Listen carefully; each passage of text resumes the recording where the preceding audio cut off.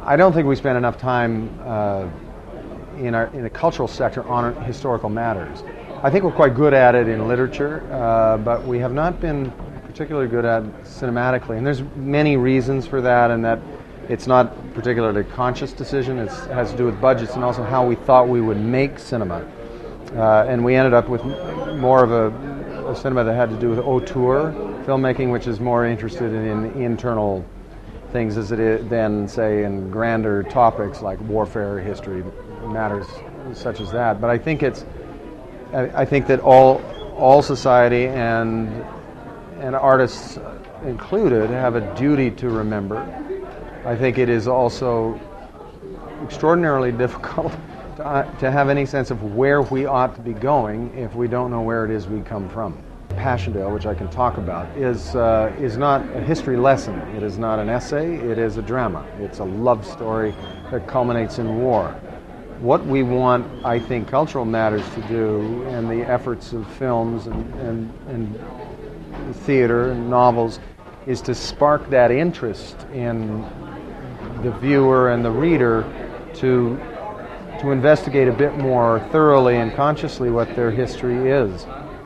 We've got one of the big reasons for making Passchendaele was to try to reignite some interest in our youth for it, or at least to try to help mediate between a contemporary world and cut through those mothballs of the distance of time that make matters like the First World War seem to be sort of irrelevant to kids. And we had an event, a premiere not unlike the one I'm here in Edmonton for tonight in Winnipeg, and a veteran from the Second World War got up and started to talk after the movie, talking about his time in combat in the Italian campaign, particularly fighting through Monte Cassino, which was horribly grim.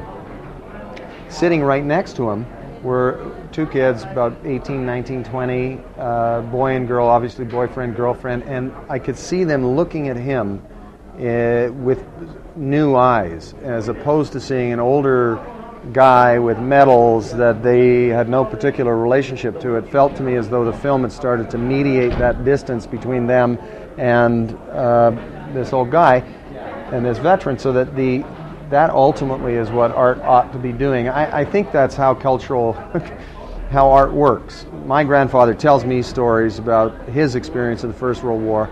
I then get interested as a young man, and I start to read as many accounts of various other soldiers as I can. Somewhere along the line they get balled up together into a story I tell and hand on to my children and to my children's friends, and to some extent hand back to veterans, so that we all are talking about the same material, and each one from a different perspective we start to slowly understand ourselves a little bit better.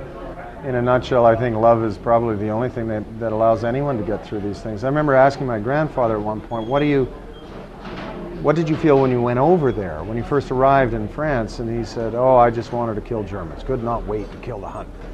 And I said, how long did that last? He said, about 2 or 3 days. And then all I wanted to do is keep my head down, get through this, so that I could come back and find your grandmother. And that had an enormous impact on me, because I think that really in the end it's hard to sustain yourself in the midst of this kind of implacable brutality for theoretical ambitions such as freedom, or in the end you're fighting for very simple things, and it really, for the most part, ultimately is probably love, and that produces the acts of love and self-sacrifice, I think, are the only counterbalance to a cataclysm as complete as something like the Great War.